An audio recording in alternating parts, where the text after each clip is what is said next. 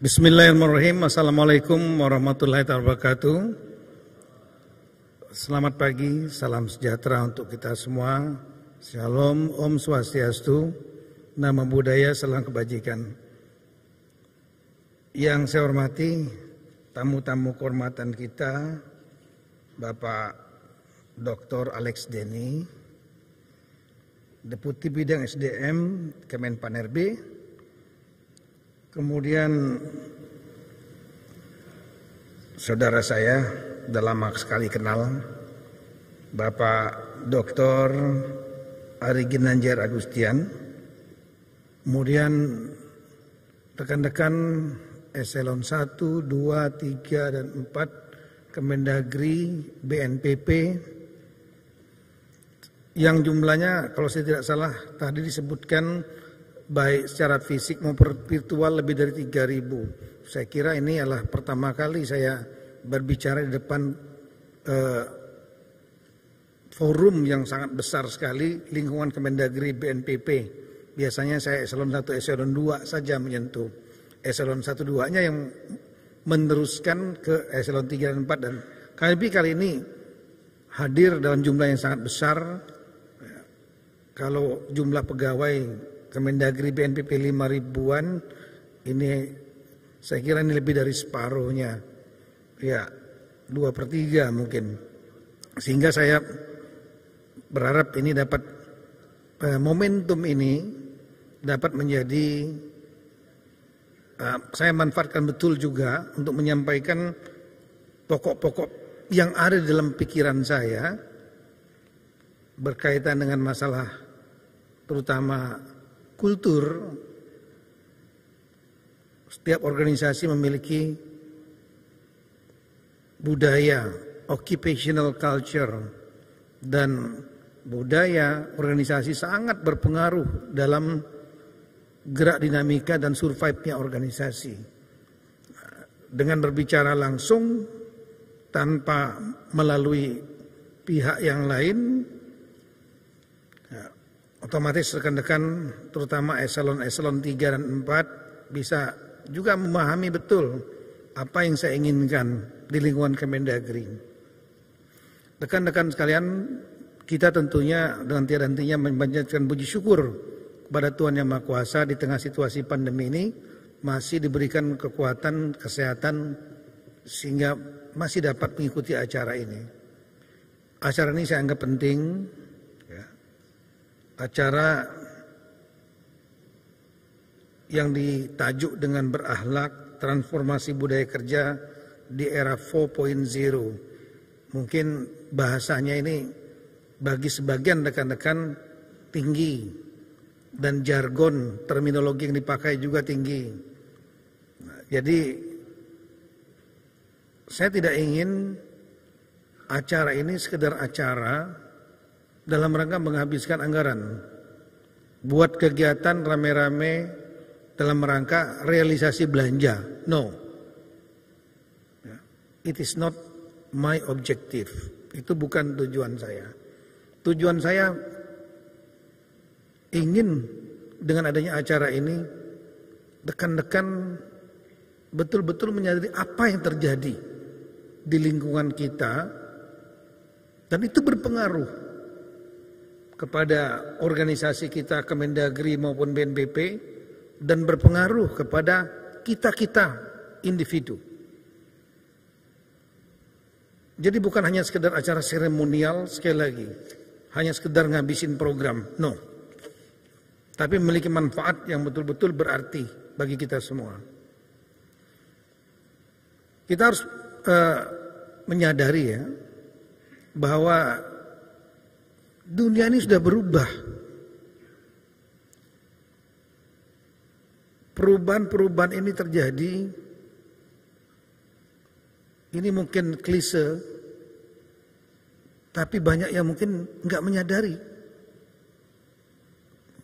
Karena klise akhirnya dianggap biasa. Seolah pengetahuan biasa. Padahal itu berdampak kepada cara kita bekerja dan nasib kita.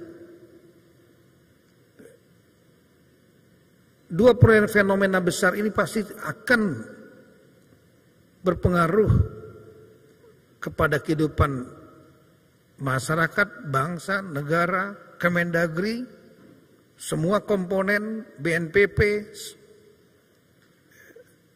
semua eselon dan setiap individu. Yang mulai masalah fenomena globalisasi yang dulunya dunia terpecah-pecah, nggak tahu orang belahan satu dan belahan yang lain. Sekarang dunia menjadi kampung kecil, global village. Kita berangkat, lihat sendiri. Saya kemarin dinas ke Papua Barat. Setelah itu sorenya sudah malamnya, besok paginya sudah pulang ke sini lagi. Coba zaman dulu, berapa tahun yang lalu naik kapal putih itu. Seminggu, pulangnya balik minggu lagi. Kemajuan teknologi transportasi membuat dunia ini menjadi kecil. Kemajuan teknologi informasi membuat semua informasi dimanapun berada sepanjang ada jaringan internet kita bisa terhubung. Yang kedua adalah teknologi informasi ini. Ini nggak main-main. Ini ditulis oleh seorang tokoh dan kemudian betul-betul menjadi kenyataan. Berkali-kali saya sampaikan di eselon 1 2. Jangan main-main dengan tulisan itu. Alvin Toffler dalam bukunya Gelombang Ketiga, The Third Wave, dia menyampaikan bahwa 3 gelombang peradaban yang merubah peradaban manusia semenjak adanya manusia. Dan gelombang itu melakukan revolusi di semua urusan. Revolution in all affairs. Saya belajar tentang militer mulai dari Akmil, waktu kita di Magelang Akabri, belajar di Akpol, belajar di Cisco, di New Zealand, di Australia, selalu keluar bahasa Revolution in Military Affairs, RMA. Revolusi di bidang urusan kemiliteran dengan banyaknya kemajuan teknologi.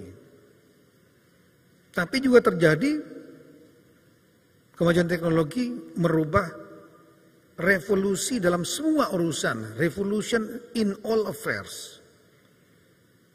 Gelombang pertama itu yang saya sebutkan ketika manusia mengenal cara beternak, bertani, yang dulunya hidup nomaden, berburu, mengambil tanamannya sudah habis, pindah lagi ke tempat berikutnya.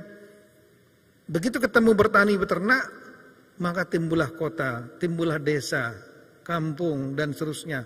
Itulah perubahan besar pertama manusia. Perubahan peradaban manusia itu kedua terbesar ketika ditemukan mesin.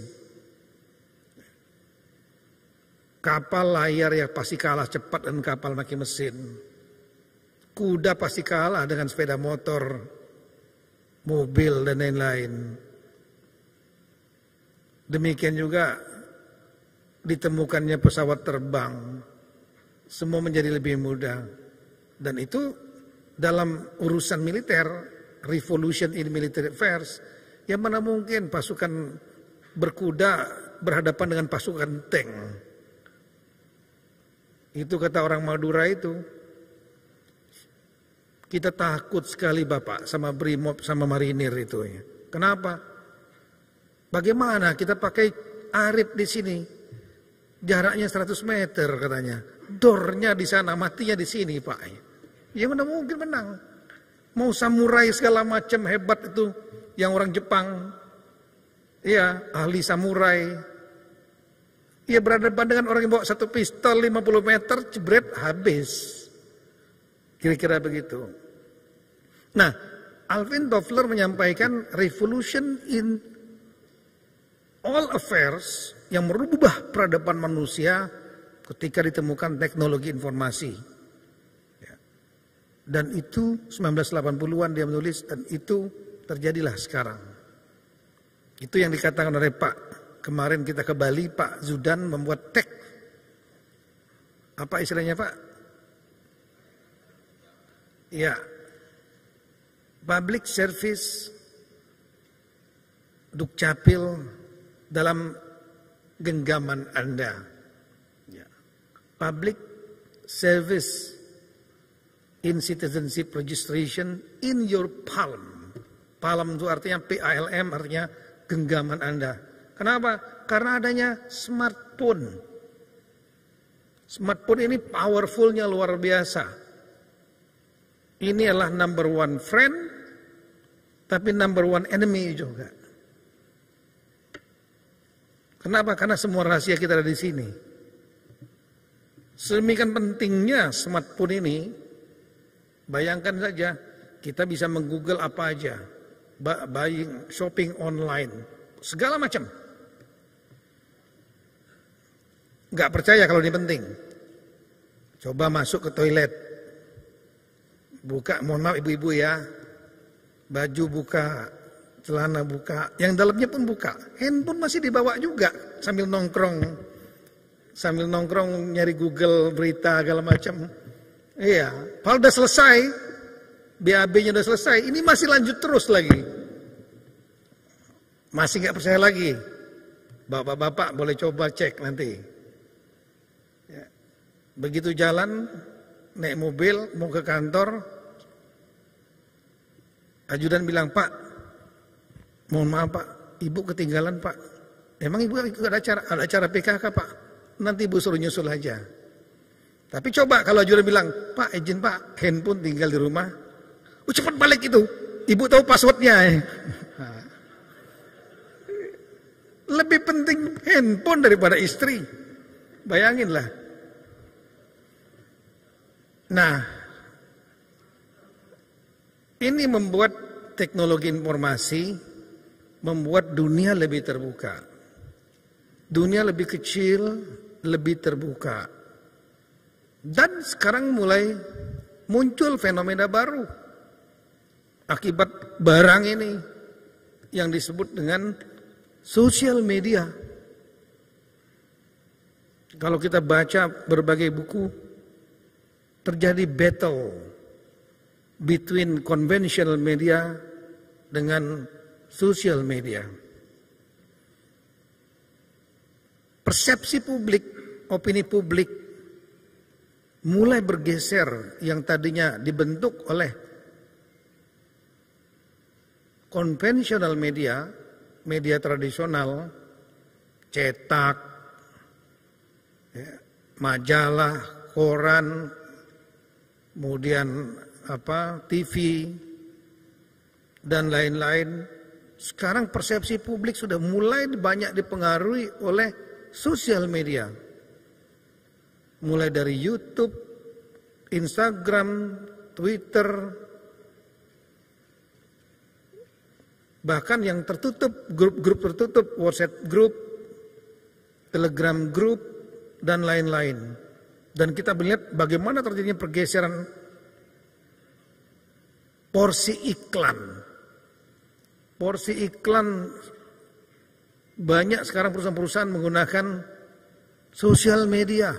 YouTuber segala macam, influencer. Nah, apa nih pengaruhnya? Saya ingin nggak terlalu banyak mengeksplor tersana karena waktu terbatas. Pengaruhnya adalah keterbukaan, transparansi, memotong birokrasi. Semua informasi-informasi yang berhubungan dengan birokrasi, pelayanan-pelayanan publik oleh pemerintah, termasuk Kemendagri BNPP, dengan cepat bisa naik ke publik. Dengan cepat mereka bisa memotong jalur yang tadinya mungkin harus lewat dari laporan ke Kasubdit, Kasubditnya ke mana? Ke direkturnya ke Dirjen. Enggak, dari bawah yang komplain-komplain langsung naik kepada Mendagri. Langsung naik kepada Presiden. Memotong semua itu. Nah, di tengah situasi makin terbuka seperti itu, Bagi siapa yang masih mempertahankan kultur lama, cara-cara lama, apa cara-cara lama itu? Ada praktek yang baik, ada praktek yang buruk. Dan yang buruk itu adalah ketika praktek-praktek yang buruk, yang melanggar hukum, tapi karena berlangsung terus-menerus bertahun-tahun, sehingga akhirnya seolah benar.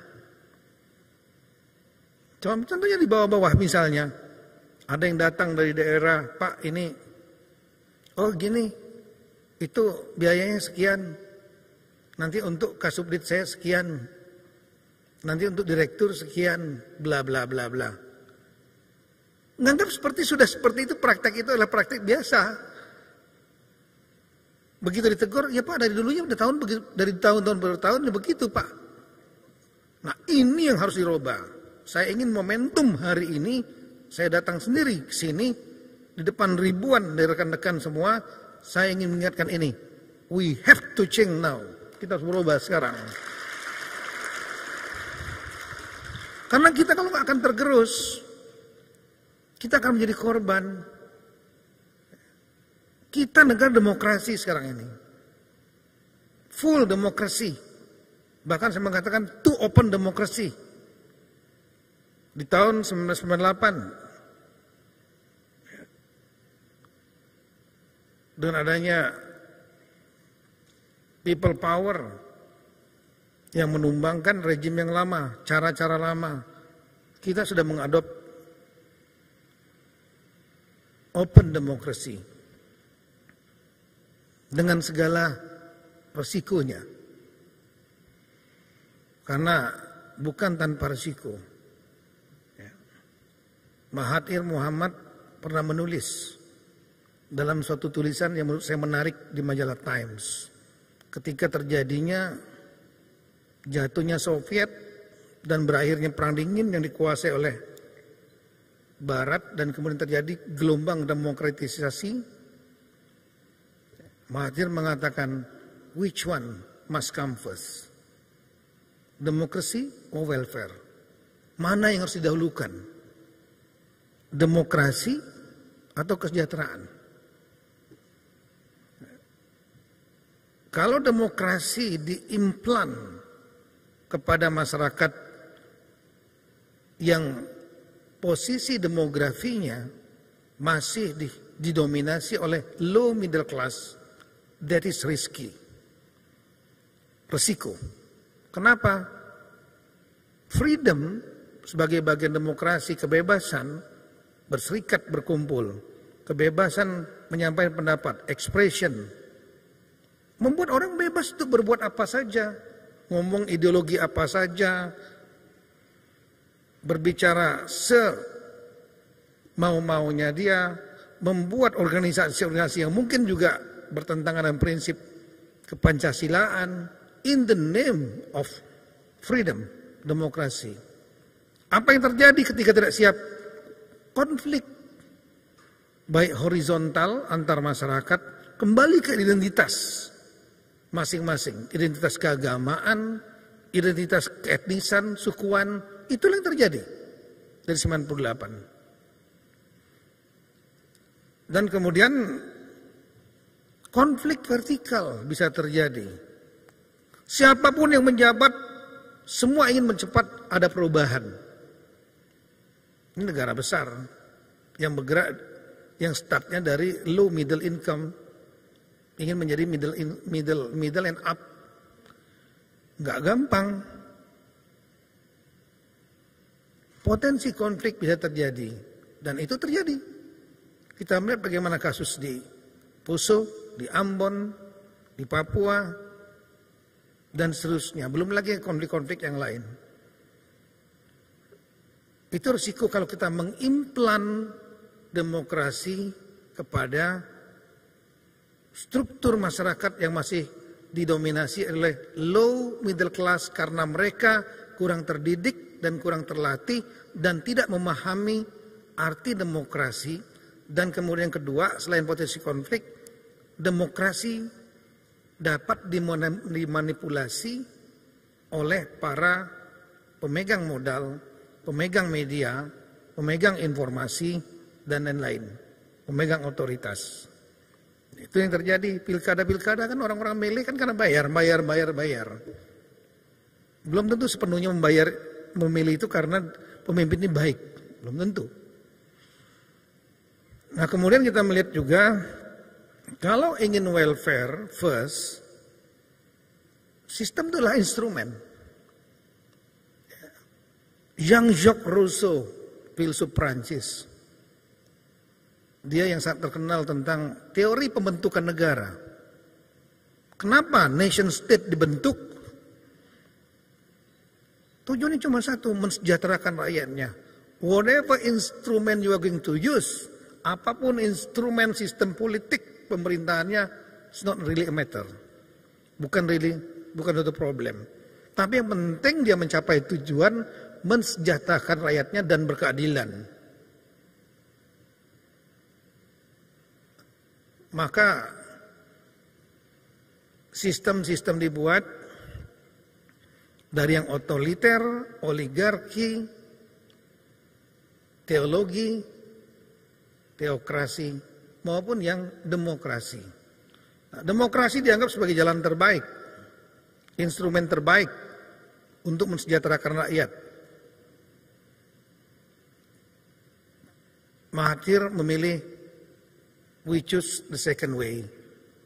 Lee Kuan Yew memilih we choose the second way, welfare first.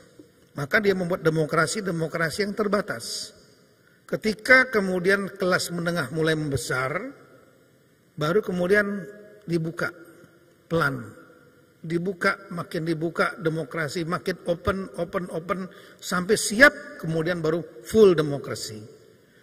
98, karena memang situasi psikologi saat itu, kita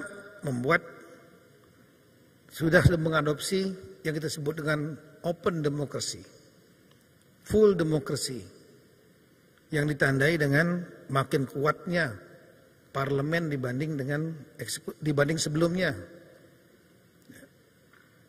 Dulu mana berani orang anggota DPR berani mengkritik terbuka eksekutif, sekarang kan bebas. Kemudian makin menguatnya media, termasuk sosial media, civil society, isu-isu human rights, itu adalah tanda-tanda dari open democracy. Dan kita sudah memilih jalan itu. Dan kita harus menerima risikonya. Kita harus berusaha mitigasi di tengah-tengah risiko itu.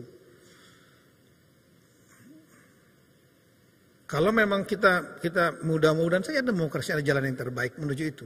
Meskipun sekarang terjadi fenomena baru. Dilematik dari demokrasi. Mulai muncul beberapa kegalauan atas sistem demokrasi yang ada. Terutama kita berhadapan dengan dua fenomena besar. Yang pertama adalah pertumbuhan ekonomi. Coba kita lihat, beberapa melakukan postulat, pendapat ilmiah. Di negara-negara yang demokrasi, Amerika, Eropa, pertumbuhan ekonomi mereka relatif landai. Tapi ada negara-negara yang non-demokrasi, pertumbuhan ekonomi melompat. Katakanlah China, Vietnam. Sehingga mulai terjadi kegalauan atas demokrasi. Kasus pandemi. Di negara demokrasi kita lihat ratusan ribu kasus korban di mana? Di Amerika, di Inggris, di Prancis, di Jerman, Italia, Spanyol, dan seterusnya. Tapi kasus dan kematian di negara non-demokrasi yang kontrolnya kuat, seperti di mana? Di China, very low. Jadi orang mulai mengkorelasikan antara sistem politik dan pemerintahan dihadapkan kepada penanganan fenomena persoalan negara. Nah, apapun juga perdebatan diskursus terhadap demokrasi, apapun juga kita sudah mengadopsi ini. Dan resiko yang harus kita tanggung adalah keterbukaan, transparansi yang saya sampaikan tadi, dan itu berdampak kepada kita semua. Rakyat, kekuasaan di tangan rakyat, demos dan kratos. Demos rakyat, kratos kekuasaan. Ini tolong dipahami betul oleh kita semua. Jajaran Kemendagri, BNPP, bahwa sekarang kekuasaan di tangan rakyat. Dan untuk kita bisa survive, kita memerlukan dukungan rakyat, public legitimacy. Dan memerlukan restu dari rakyat, public consent. Dua hal itu harus pegang. Makanya survei kepercayaan publik, survei ini, kenapa? Di negara-negara non-demokrasi nggak perlu itu. Karena survive-nya semua elemen bangsa termasuk Kemendagri, BNPP, bapak-bapak yang menjabat, saya yang menjabat, sangat ditentukan juga oleh kepercayaan publik kepada kita. Nah, ini di tengah situasi di mana posisi rakyat kuat mengontrol negara, kita sebagai birokrat yang aparatur sipil negara yang notabene adalah public servant, civil servant, pelayan negara, posisi kita. Itu harus betul-betul kita robah kultur itu sesuai dengan nomenklatur itu, yaitu pelayan rakyat, civil servant. Kalau nggak ada yang suka dengan istilah civil servant yang sudah jadi istilah internasional, ya keluar jadi ASN. Aparatur sipil negara sebagai civil servant, itu bahasa Inggrisnya, bahasa Indonesianya. Bahasa Inggrisnya civil servant, pelayan. Maka mindset kita, yang tadi disebut dengan mindset kita, cara berpikir kita yang tadinya amtenar, feodal, sebagai penguasa, betul-betul harus dibalik menjadi melayani.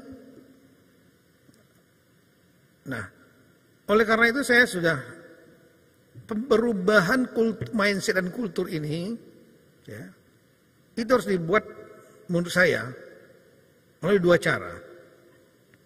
Cara yang pertama adalah merubah sistem. Dengan adanya teknologi sekarang, informasi, kita gunakan. Keterbukaan yang ada jangan menjadi musuh, tapi justru kita balik untuk membuat keterbukaan itu menjadi lebih dipercaya publik. Buat sistem-sistem, dan saya sudah tahu banyak sudah dibuat sistem seperti misalnya SIPD, Sistem Informasi Pemerintahan Daerah, di mana membuat keuangan daerah-daerah lebih terbuka. Saya paham ini daerah-daerah pada ngeluh. Kenapa? Yang menginput siapa anggaran ini ketahuan siapa dia.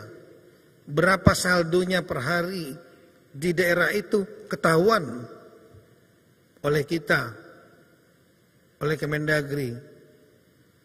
Wah, kalau gini malas jadi kepala daerah. Ya memang risikonya. Kalau enggak usah jadi kepala daerah. Kalau memang targetnya memang mau korupsi. Nah, sama keterbukaan seperti sistem SIPD, saya memberikan apresiasi, tapi Pak Sekjen betul-betul jalankan itu. Pak Oda membuat sistem e-perda, fine. Nggak perlu lagi orang datang dari daerah-daerah jauh, mereka dari Papua, naik pesawat berapa, harus tatap muka. Setelah itu perdanya nanti didiskusikan, nego, supaya goal. Setelah itu di OTT KPK kena, habis kena ngembet lagi, bukan ngembet, bilang lagi nanti, Pak katanya itu buat Pak Mendagri sekian, tahu juga enggak gitu kan. Bagus perdanya, jadi menghilangkan tatap muka, cukup dengan mengirimkan submit, setelah itu komunikasi melalui internet.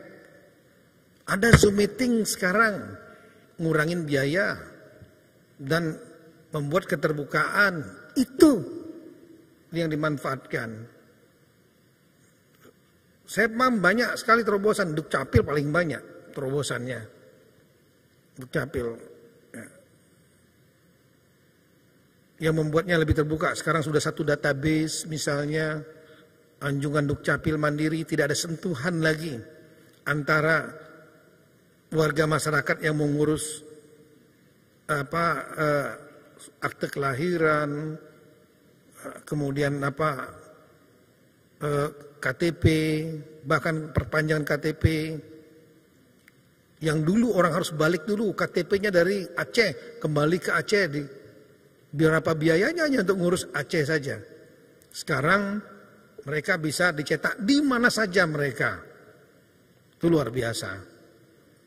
Apalagi Pak Zudan mengembangkan ke seluruh dunia, bekerja sama, di mana banyak penduduk Indonesia di Amerika, di Hong Kong, di Saudi, yang mereka bertahun-tahun di Malaysia nggak pulang, KTP-nya sudah mati, dia harus memperpanjang, harus pulang ke Indonesia, belum lagi dikerjain lagi, rekom ini, rekom itu. Rekom itu kan anaknya izin gitu, iya, itu duit lagi.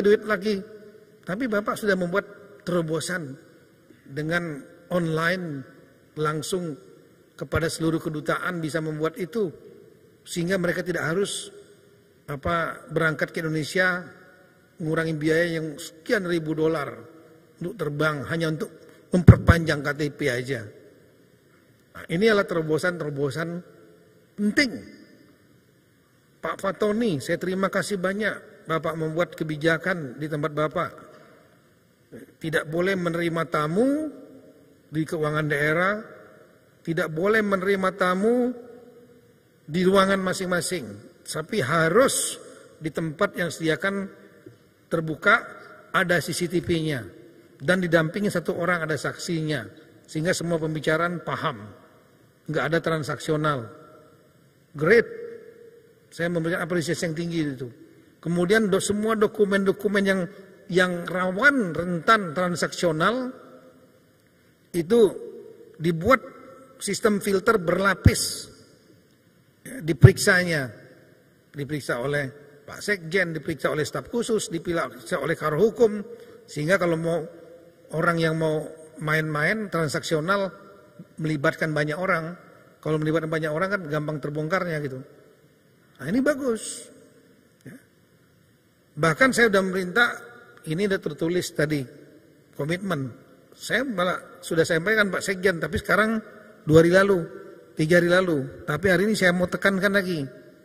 Saya minta rekan-rekan pimpinan komponen, para dirjen, ya, untuk rapat dengan para direktur dan para kasubditnya untuk memetakan potensi kerawanan korupsi di subdit siap-siap direktorat dan apa solusinya. Serahkan kepada saya kasih waktu 1 minggu depan. Ya. Nah, dengan duduk saja rame-rame, memetakan potensi kerawanan korupsi di lingkungan masing-masing, duduk saja rame-rame dibahas, itu sudah ngerem itu. Ngerem pasti. Nah ini tolong SN 3 dan 4 pahami. Yang nggak mungkin nyampe, belum saya dengar suara saya. Ketika, udahlah kita ini semua, mohon maaf, akhirnya juga akan kembali kepada Yang Maha Kuasa. Ya, kita nggak tahu waktunya. Bisa 50 tahun lagi, bisa 10 tahun lagi, bisa juga besok, bisa juga hari ini. Saya kemarin mengalami kedukaan, sahabat dekat saya yang cukup lama saya bekerja sama, ya.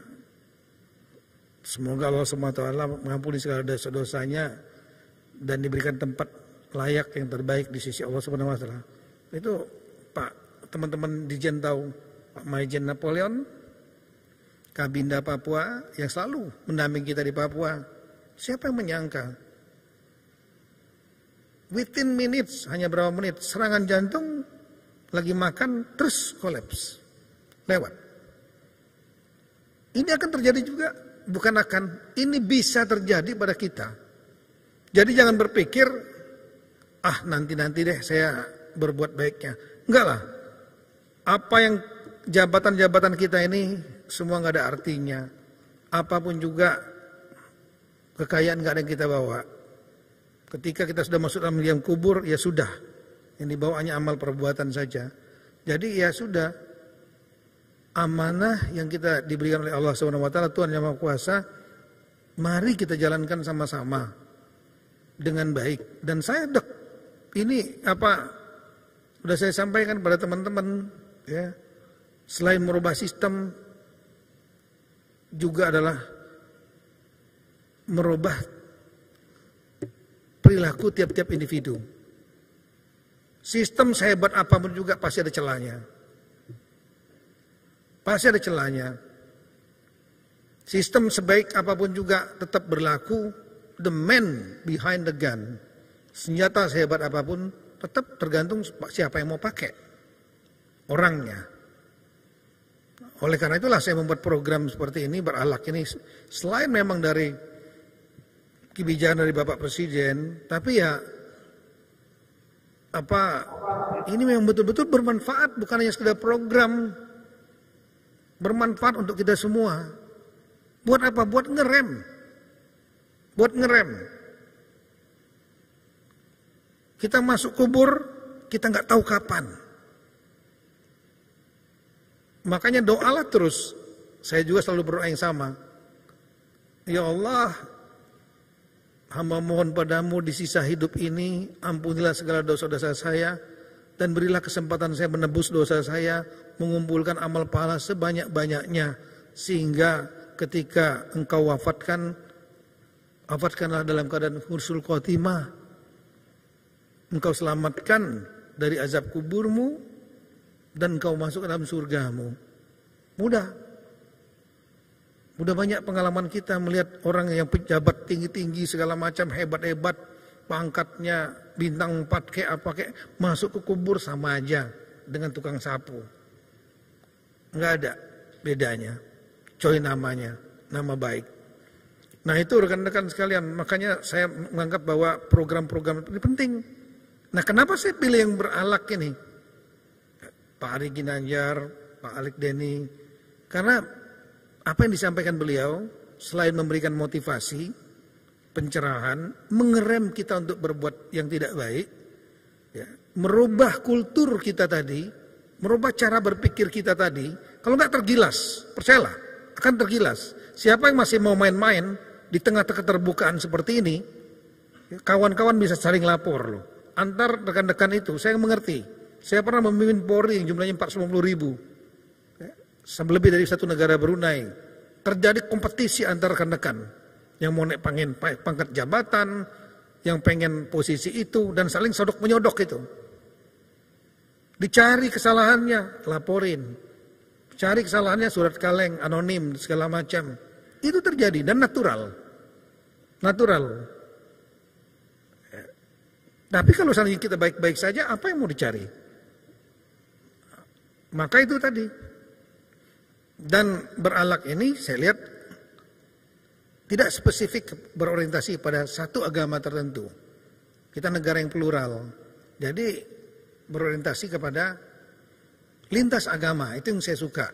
Ya, tapi tetap memiliki kekuatan untuk mampu untuk merubah mindset. Kalau memang betul didengar, jangan hanya duduk, dengar atau hadir secara virtual. Karena ini adalah lagi ada acara apa Bu? Suaminya nanya, lagi ada pengacaraan dari Mendagri, dengerin Pak Ari Ginanjar biasa. Ya buat inilah ada kegiatan-kegiatan program daripada hanya nonton YouTube. Nah, jangan, tolong manfaatkan betul ini momentum ini. Saya jarang-jarang bertemu dengan semua. dalam jumlah yang besar. Ini pesan saya. Ya. Dan untuk merubah karakter tadi harus dimulai dari diri sendiri. Dan harus dimulai, kalau untuk organisasi harus dimulai dari pimpinan. Maka saya sudah sampaikan berkali-kali, sudah saya sampaikan kepada teman-teman dalam konteks penanganan korupsi. Ya, kebijakan saya clear. Saya tidak pernah menyuruh rekan-rekan eselon 1, eselon 2, siapapun juga mencari uang yang melanggar hukum.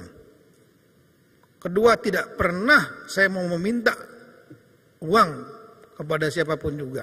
Dan tidak pernah mau terima uang dari bawah-bawahan saya, kecuali yang memang hak saya. Gaji, tunjangan kinerja, tunjangan jabatan, dana operasional menteri yang dipertanggungjawabkan. Udah. Sudah cukup kok. Nah itu. Rekan-rekan juga jadi ASN saya kira cukuplah, apalagi tunkinnya berapa? 80% tunjangan kinerja kan? 80 ya Pak ya? Itu lebih tinggi daripada Polri. Saya waktu Asrena Kapolri 33% Polri itu. Saya berjuang naik 53%. Dibantu oleh Kemenpan gitu. Setelah itu bersama-sama dengan Panglima Pak Adi, TNI Polri kami bisa naik 70%. Baru 70%. Kemendagri, BNPP 80%. Syukuri. Mungkin kerjaannya lebih berat TNI Polri. Mereka harus berhadapan dengan massa segala macam, resiko tertular di lapangan. Lah kita sekarang ada PPKM, working from home berapa persen? 75. Working from home-nya. Ya, level 3 75%. Pertanyaan saya, berapa persen dari 75 itu yang working at home-nya? Itu sebagian besar bukan working from home, tapi resting at home. Tapi gajinya dibayar. Bayangin, lihat itu teman-teman buruh, tolonglah jangan melihat ke atas terus. Lihat juga ke bawah. Lihat ke atas nanti jerumus kita, ada lubang. Lihat ke bawah. Lihat berapa banyak ke Bali, yang ke Bali, kemana-mana ya. Perusahaan-perusahaan tutup, restoran tutup, hotel setengah mati, mereka dipulangkan, dirumahkan. Bingung. Nyangkul lagi, ngarit lagi, orang Jawa. Ini, berapa banyak yang mereka swasta, yang mereka jadi pengangguran, nggak tahu mau makan apa. Dan saya sudah sampaikan, kalau ASN itu tetap dibayar, kecuali negara ini bangkrut. Tetap dibayar. Dan saya mengingat satu lagi, tunjangan kinerja yang jadi hak lah gaji. Tunjangan kinerja bukan hak. Tunjangan kinerja namanya tunjangan kinerja. Kalau kinerjanya baik, maka dibayar penuh. Kinerjanya nggak baik, potong. Itu adalah tunjangan kinerja adalah hak pimpinan untuk memberikan berapa banyak, tapi topnya ya itu adalah 80%. Tapi kalau seandainya kurang masuk juga enggak, buat produknya enggak pernah, bolos terus, enggak usah dikasih tunjangan kinerjanya. Nah ini, jadi tolong rekan-rekan jangan melihat ke atas terus, lihat ke bawah juga. Masih banyak yang jauh lebih susah pada kita. Paling enggak saya lihat di Kemendagri ini enggak ada yang kurus kering karena enggak makan. Iya. Pak Ginanjar boleh cek tuh, rekan-rekan jangan boleh lihat belakang. Rata-rata kan klimis-klimis semua kan di sini kan. Iya. Artinya apa? Makan cukuplah. Kebutuhan dasar. Cukup. Dan selalu saya sampaikan, tolong syukuri betul. Jadi pejabat, pegawai di Kemendagri. kementerian salah satu yang tercantum dalam konstitusi. Cuma 3. Mohon maaf itu Pak Deputi Menpan, ya, tanpa mengecilkan yang lain. Saya sengaja untuk membesarkan hati. Dalam konstitusi hanya 3, yaitu Kemendagri, Kemenlu, Kemenhan, yang disebutkan triumvirat. Tidak ada di negara di luar negeri yang tidak ada Kementerian Dalam Negeri. Yang nggak ada Kementerian Perairan mungkin nggak ada, ya karena tanahnya memang nggak ada airnya seperti Mongolia. Tapi kalau Kementerian Dalam Negeri semuanya ada. Minister for Home Affairs. Coba cek seluruh dunia Google, pasti ada semua. Untuk ngurusin internal. Ya. Nah jadi syukuri kita lah satu kementerian yang ada konstitusi, dan syukuri. Kenapa? Kantor utama itu hanya 2 gedung dari istana. 2 gedung dari istana, itu gedung istana, wakil presiden, Mahkamah Agung, Kemendagri sebelahnya. Jadi kalau ditanya itu memberikan status sosial yang lebih daripada sekedar uang. Status sosial. Rekan-rekan, Bang, di mana? Oh itu saya kerjanya Kemendagri. Anak saya kerjanya di Kemendagri. Bangga. Oh di mana kantornya? Sebelah Istana Presiden. Oh, kan enak itu dengarnya itu. Iya. Karena saya pernah kerja di BNPT. Deputi dan kepala BNPT. Ditanya, apa itu BNPT? BNPT aja nanya. Badan Nasional Penanggulangan Terorisme. Kantornya di mana? Nah, di Sentul. Sentul itu di mana ya? Gitu. Masih ditanya Sentul di ujung sono. BNPT. Tapi tadi kalau rekan-rekan kan mau keren dikit ngomongin jangan di Monas. Di mana kantornya Kemendagri?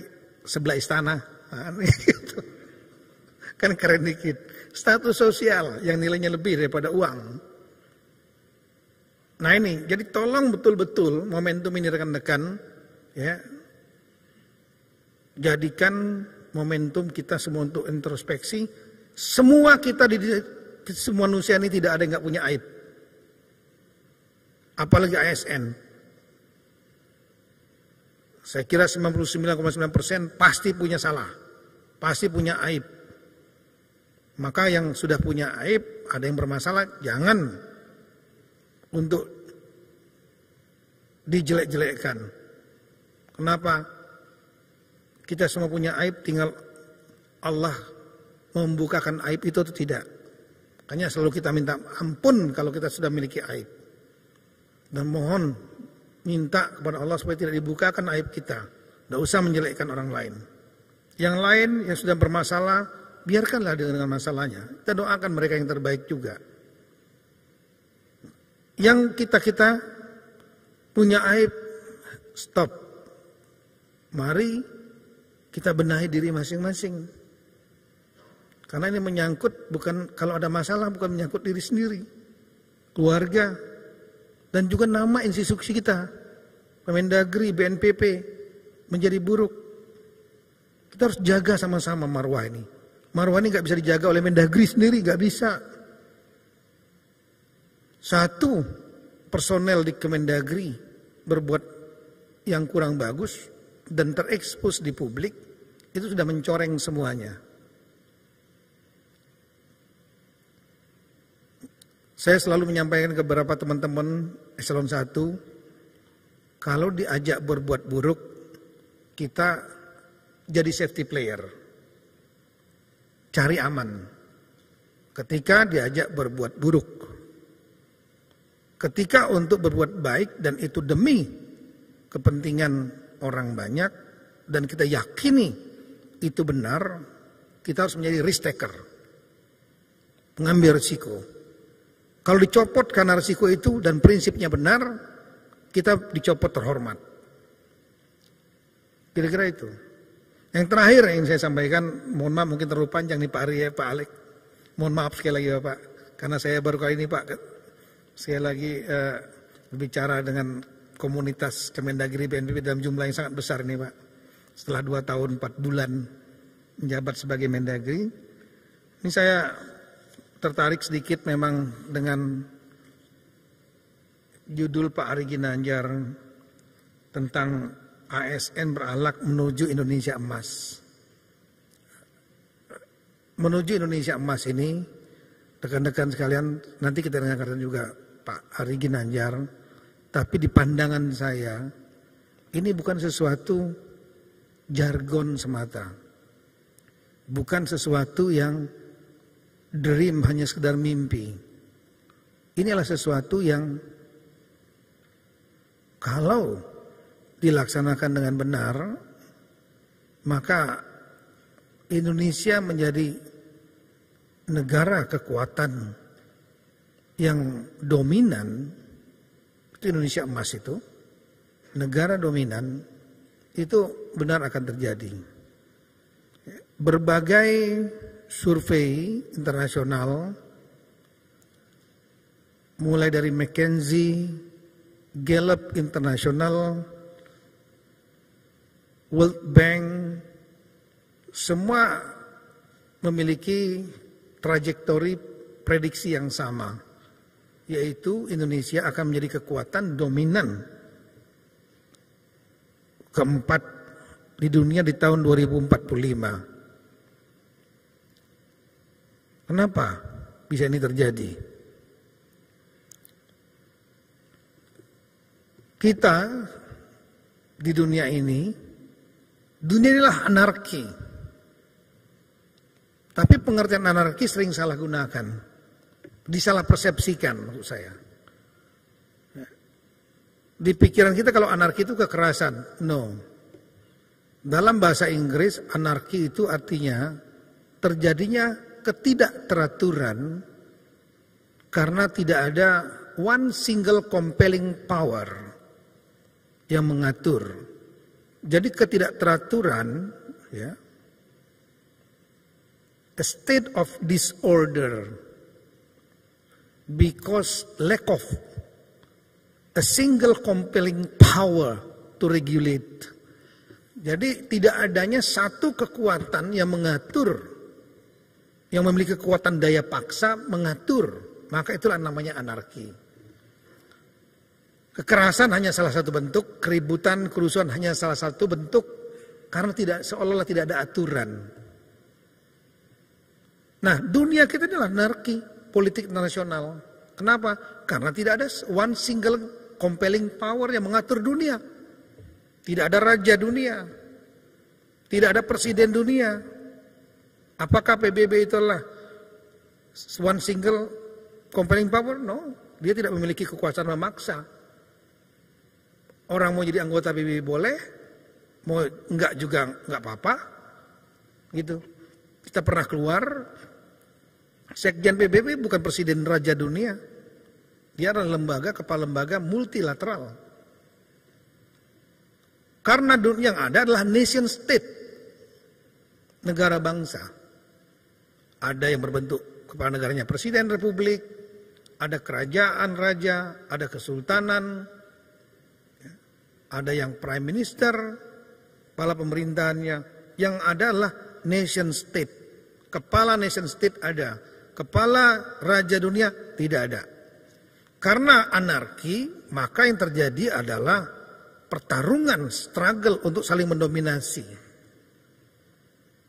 Kenapa perlu mendominasi? Karena siapa yang bisa mendominasi, dia bisa mengimpos agenda-agendanya. Agenda politik, ekonomi, keamanan, apapun, termasuk agenda budaya misalnya.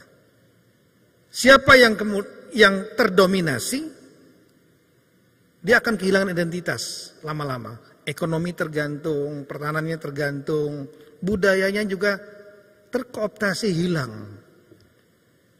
Contoh aja yang paling gampang sekarang misalnya.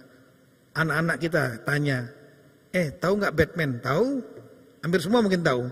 Superman tahu nggak? Tahu. Tapi coba tanya yang asli Indonesia, tahu nggak Gundala Putra Petir, si buta dari gua hantu? Anak-anak sekarang mana ngerti dia? Itu adalah salah satu bentuk dominasi budaya dalam dunia yang anarki tadi. Nah, dalam dunia anarki ini, terjadi pertarungan, saling mendominasi. Tapi pertarungan ini berubah dari waktu ke waktu. Ada 3 paradigma perubahan. Yang pertama yang disebut paradigma realisme, di mana antar negara saling mendominasi dengan playernya adalah nation state, yaitu kerajaan-kerajaan, kingdom, empire, dan kemudian mereka menggunakan instrumennya military, maka disebut dengan traditional instrument. Jadi kalau kita mendengar istilah traditional instrument, itu artinya instrumen militer. Mongol mau menguasai mana aja, sepanjang militernya kuat, hajar aja. Sriwijaya menguasai Majapahit, hajar aja yang lain. Human rights, gak ada masalah. Tapi paradigma ini berubah ke paradigma liberalisme ketika muncul pihak ketiga non-state actor.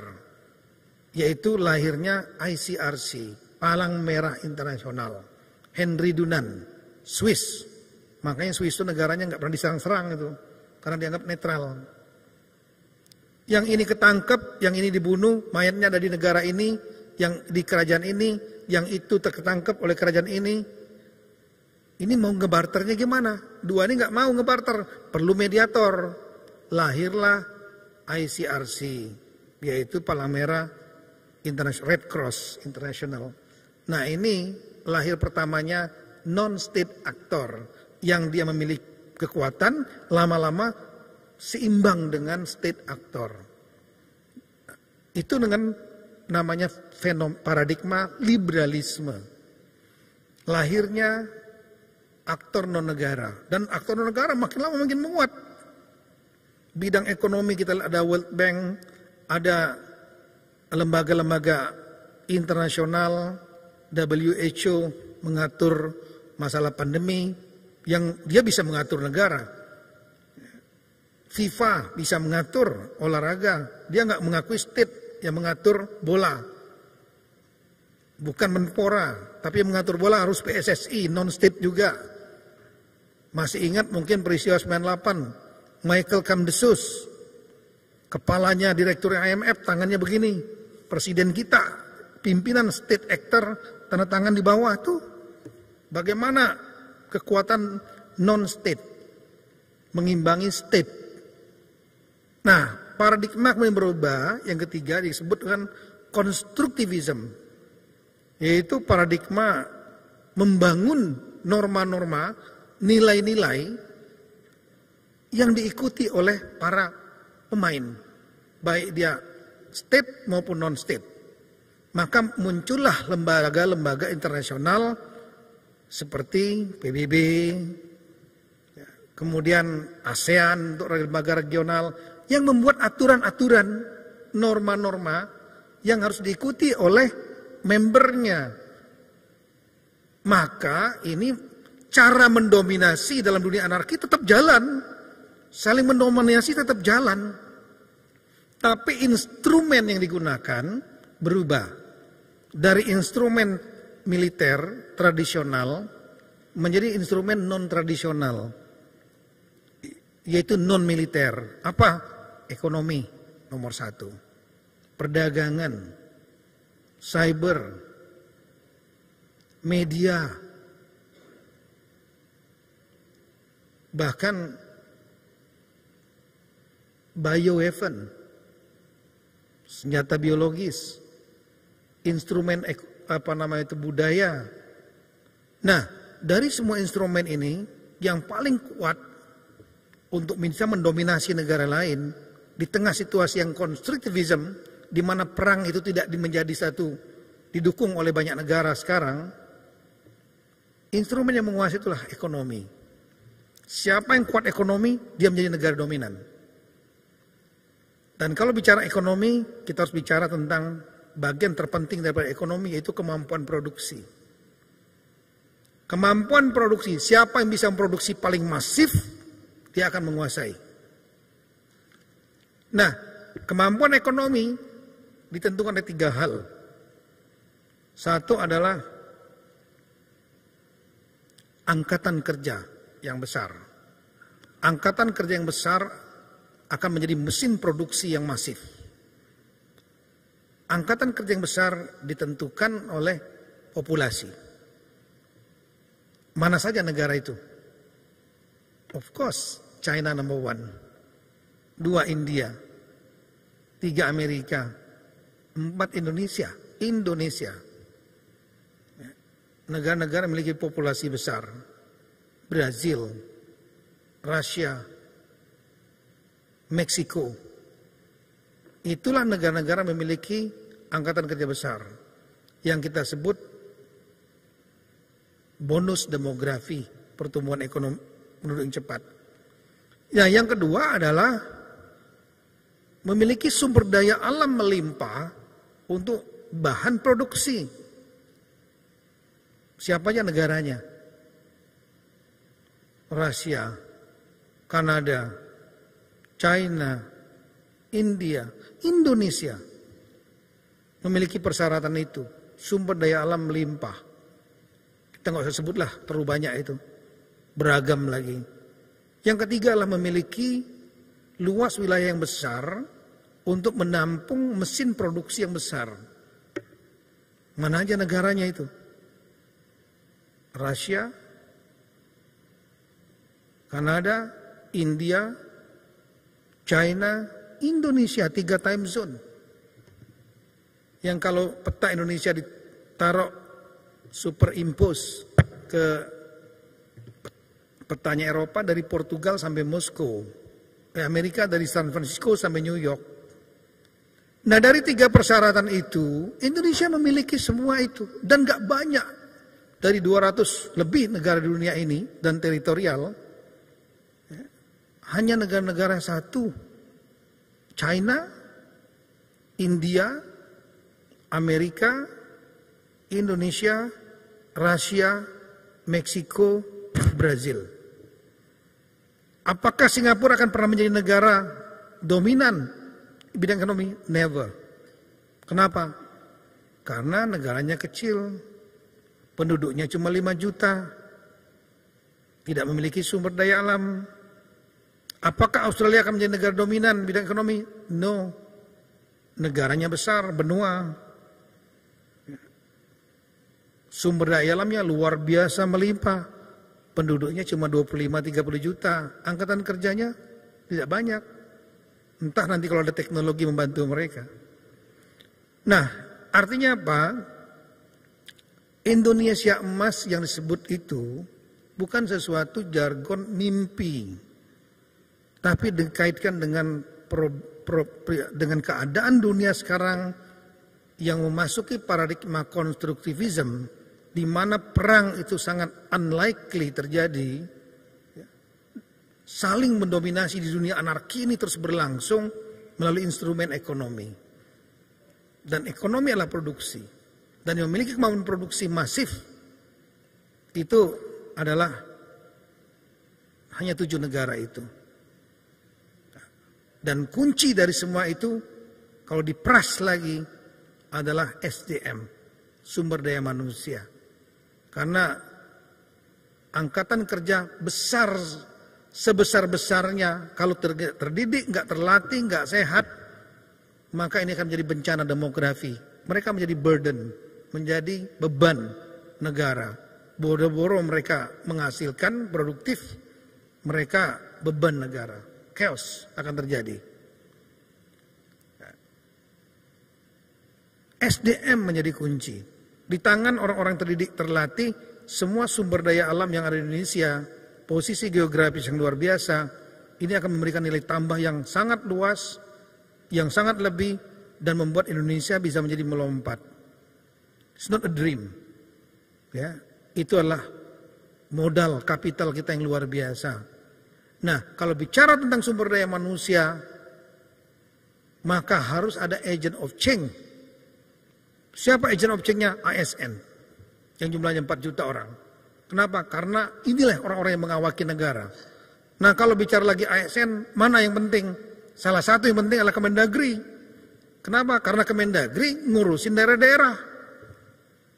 Oleh karena itulah, tolong kita sadari betul peran penting kita ini di Kemendagri ini. Kita harus menjadi agent of change. Untuk daerah-daerah, kalau semua daerah, provinsi, kabupaten, dan desa-desa yang ada di bawah Dirjen Pemdes itu, semua hidup, Indonesia ini akan menjadi benar-benar negara dominan, Indonesia emas. Iya. It's not a dream, saya bilang tadi, it's not a dream. Ini yang memprediksi banyak, bukan lembaga ecek-ecek, kaleng-kaleng, kata Pak Batiar. Lembaga-lembaga kelas-kelas dunia semua, mereka tahu Indonesia punya potensi itu. Asal bisa dikelola dengan pas. Kita berharap Indonesia bisa mencapai itu. Dan kita bekerjalah semampu kita, anak cucu kita yang akan menikmati. Saya kira itu, mohon maaf kalau terpanjang. Ya, mudah-mudahan momentum ini bisa membuat ada perubahan mindset, culture, dan semua pihak, semua orang melakukan introspeksi. Ya. Sekali lagi, jadilah safety player kalau diajak buat buruk. Jadilah cari aman kalau diajak berbuat buruk. Jadilah risk taker, berani untuk ngambil risiko ketika yakin itulah bentuk untuk kebaikan. Sekian, terima kasih. Semoga Allah SWT memberikan kemudahan, bimbingan, petunjuk, dan pertolongannya kepada kita semua. Assalamualaikum warahmatullahi wabarakatuh. Waalaikumsalam warahmatullahi wabarakatuh.